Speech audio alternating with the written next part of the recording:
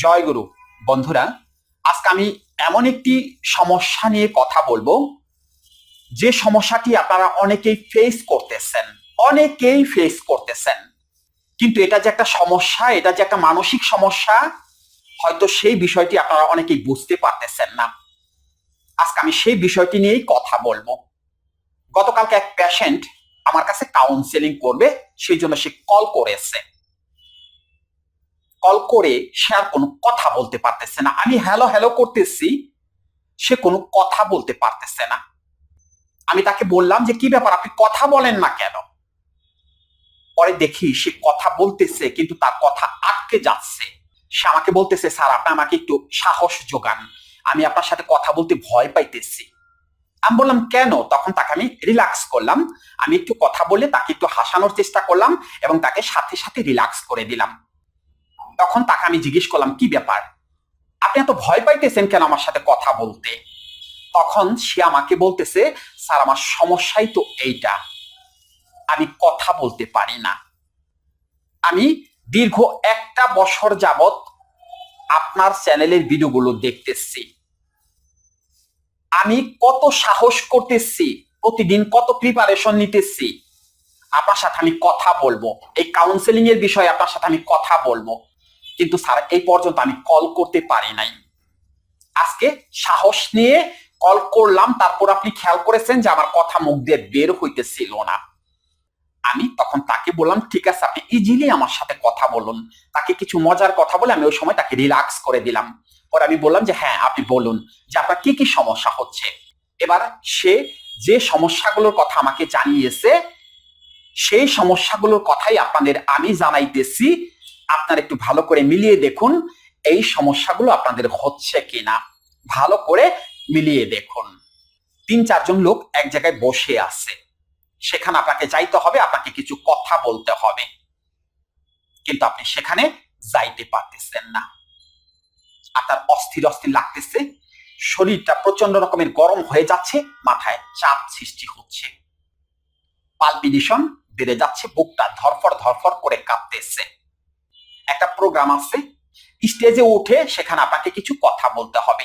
আপনার প্রিপারেশন ভালো আছে, যথেষ্ট ভালো আছে, আপনি প্রচুর পরিমাণে স্টাডি করেছেন, লেকিন আপনি সেই স্টেজে গিয়ে আর কোনো কথাবার্তা বলতে পারতেছেন না, বা যাওয়ার আগেই আপনার বুকটা ধরফর ধরফর করে কাঁপতেছে, অস্থির অস্থির লাগতেছে। পরীক্ষার হলে যাবেন, অর্থাৎ এক্সাম দিতে যাবেন, প্রচুর পরিমাণে পড়াশোনা করেছেন, প্রিপারেশন যথেষ্ট ভালো আছে, পরীক্ষার হলে গিয়ে আর কোনো কিছু লিখতে পারতেছেন না, অযথাই ঘামতেছেন, অস্থির অস্থির লাগতেছে, কান কুন সব গরম হয়ে গেছে, মাথা গরম হয়ে গেছে, আপনি কোনো কিছু লিখতে পারতেছেন না, বেমালুম সবকিছু ভুলে গেছেন। এরকম হচ্ছে না? হচ্ছে। এই সম্পর্কে আরো অনেক ভিডিও আমাদের এই চ্যানেল থেকে আমি দিয়েছি, অনেক ভিডিও। আরো কিছু লক্ষণের কথা বলি।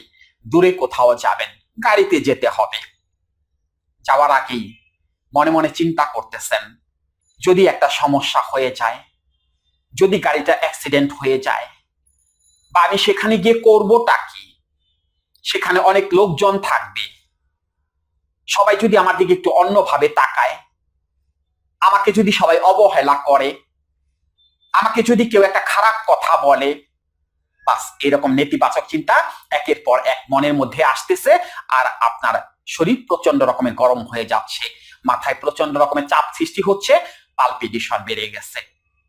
হঠাৎ করে একটা কল আসলো, মোবাইলটা আপনার পাশে আছে, রিংটোন শোনার সাথে সাথেই আপনার বুক ধরফর ধরফর করে কাঁপতেছে, আপনি ভাবতেছেন না জানি কোনো খারাপ খবর আসছে, সম্ভবত আমার কোনো দুঃসংবাদ আসছে।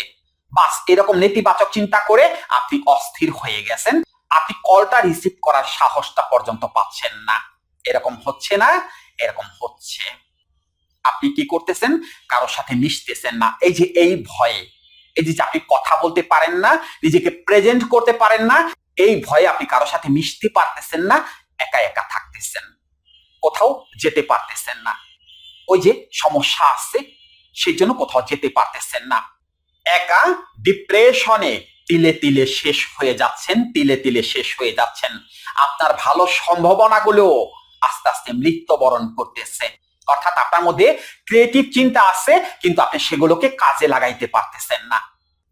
এরকম হয় না? এরকম হয় বা হচ্ছে। অর্থাৎ যারা ভয় ভীতি নিয়ে আসেন তাদের এরকম হচ্ছে। আরো অনেক সিমটম আছে যেগুলো আমি বললে আপনারা হতবাক হয়ে যাবেন।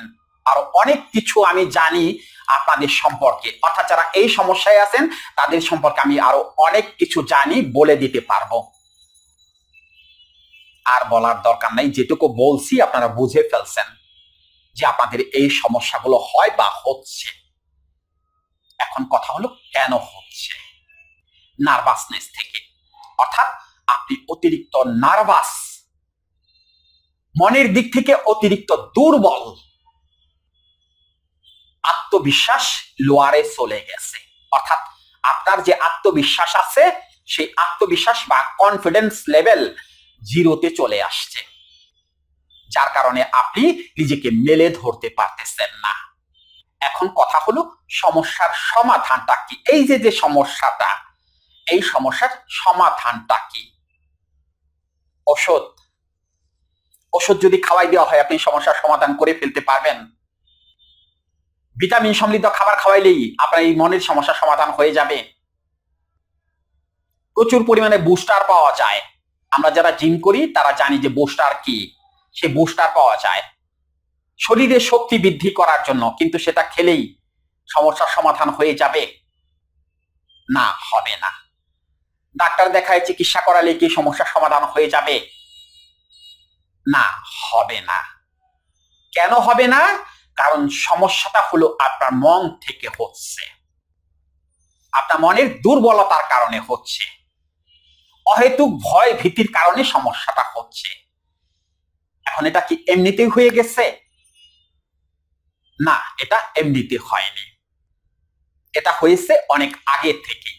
আমি 3টি কারণ আপনাদের উল্লেখ করে দিই, কোন কারণে আপনাদের এই সমস্যাগুলো হয়েছে বা আপনারা ফেস করতেছেন।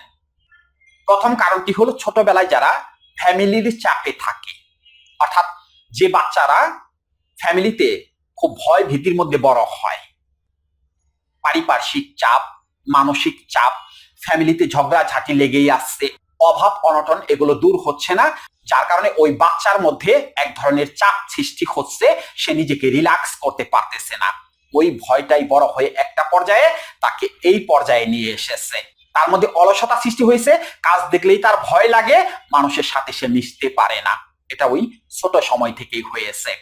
দ্বিতীয় কারণটি হলো যে ফ্যামিলি খুব বেশি কনজারভেটিভ, অর্থাৎ বাচ্চাদের খুব বেশি বাহিরে বের হইতে দিতে চায় না, অতিরিক্ত ভালোবাসায়, অতিরিক্ত আদরে, অমুকের সাথে মিশলে আমার সন্তান খারাপ হয়ে যাবে, খেলাধুলা করতে গেলে পরে সন্তান নষ্ট হয়ে যাবে, অমুকের সাথে মেশা যাবে না, অমুক জায়গায় যাওয়া যাবে না, অমুকের কাছ থেকে বাচ্চাকে দূরে রাখতে হবে। এই যে স্বাধীনতায় হস্তক্ষেপ করা, অর্থাৎ একটা শিশুর মানসিক যে বিকাশকে বন্ধ করে দেওয়া, এটাই হলো এর মূল কারণ। সেই শিশু বা সেই বাচ্চাই একটা পর্যায়ে বড় হয়ে এইরকম সমস্যায় সে পড়ে যাবে, তার মধ্যে নেতিবাচক চিন্তাগুলো চলে আসবে এবং আরো বিভিন্ন রকমের ভয় ভীতি তার মধ্যে চলে আসবে। এটা হলো দ্বিতীয় কারণ। তৃতীয় কারণটি হলো যে বাচ্চাদের অতিরিক্ত পরিমাণে ভদ্রতা শেখানো হয়। একটা কথাই আছে, ভদ্রতা ভালো, কিন্তু অতিরিক্ত কখনোই ভালো না। অতিরিক্ত ভদ্রতা মানেই একজন মানুষের জীবনটাকে নষ্ট করে দেওয়া, সে যেন আর কখনো মাথা উঁচু করে দাঁড়াতে না পারে। এটাকে বলা হয় অতিরিক্ত ভদ্রতা। অনেক ফ্যামিলি এই কাজটা করে থাকে, অমুকরে এটা করবে, তমুকরে সম্মান করবে, অমুকের সাথে কথা বলবে না, অমুকে যদি তোমাকে একটা চর থাপ্পড় দেয় তারপরে কোনো কিছু বলবে না। এগুলো না, এগুলো ভুল। এগুলো ওই ছেলেটাকে, ওই সন্তানটাকে, ওই বাচ্চাটাকে নষ্ট করে দেওয়া হয়েছে। অর্থাৎ তার ভেতরে যে জেদটা আছে, মানে কোনো কিছু সে করবে, সে করার আগ্রহটাকে দমিয়ে দেওয়া হয়েছে। এটা করা যাবে না। তাকে শালীনতা শেখাতে হবে, অবশ্যই শেখাতে হবে, কিন্তু সেটা তার পাওয়ারকে, তার মনের শক্তিকে ধ্বংস করে না। সে যেন মাথা উঁচু করে বাঁচতে পারে, তার মধ্যে যেন সাহস তৈরি হয়, সেইভাবে তাকে শেখাতে হবে, সেইভাবে তাকে ভদ্রতা শেখাতে হবে। এই ভুলগুলো অহরহ আমরা করে থাকি, অত্যাধিক পরিমাণে ভদ্রতা শিখিয়ে থাকি, যার কারণে ওই সন্তান বড় হয়ে একটা পর্যায়ে এই রকম সমস্যায় পড়ে যায়। তখন দেখা যায় কারো সামনে সে কথাই বলতে পারে না। এগুলো করা যাবে না। অর্থাৎ স্বাধীনতায় কখনো হস্তক্ষেপ করা যাবে না। একটি বাচ্চার স্বাধীনতা আছে, তাকে স্বাধীনভাবে চলতে দিতে হবে। স্বাধীনভাবে সে যেন বিকশিত হতে পারে, মনের দিক থেকে সে বিকশিত হতে পারে, তাকে এইভাবে চলতে দিতে হবে। এই সমস্যাগুলোর কারণেই একটা পর্যায়ে বড় হয়ে এই যে তারা এরকম সমস্যায় পড়ে যায়। সেই জন্য বললাম এটা একদিনে হয়নি, এমনি এমনি হয়নি, এটা অনেক আগে থেকেই হয়েছে। এখন সমাধান কি ওই ওষুধ খেলে হবে, ভিটামিন সমৃদ্ধ খাবার খেলে হবে? না, মনের শক্তিকে জাগাতে হবে। মনের ভেতরে যে একটা সুপ্ত অবস্থায় পাওয়ার আছে, সেই পাওয়ারটাকে জাগাতে হবে। সেটা কিসের মাধ্যমে? সেটা কথার মাধ্যমে, অর্থাৎ আপনাকে মোটিভেট করে, অর্থাৎ আপনার ভেতরে ডর ভয় সবকিছুকে দূর করে দিতে হবে। আপনাকে মোটিভেট করে ভেতরে আগুন ধরিয়ে দিতে হবে, যেন আপনি জ্বলতে পারেন। আপনার অন্তর যেন জ্বলে জ্বলে খাঁটি সোনায় পরিণত হয়। আপনাকে বা আপনাদেরকে এইরকম ভাবে মোটিভেট করতে হবে। আর সেটাকেই কাউন্সেলিং বা সাইকোথেরাপি বলে। অর্থাৎ কথার মাধ্যমে ব্রেন ওয়াশ করে দিতে হবে, কথার মাধ্যমে ভেতরে ডর ভয়গুলোকে দূর করে দিতে হবে। ওটাকেই কাউন্সেলিং বা সাইকোথেরাপি বলে।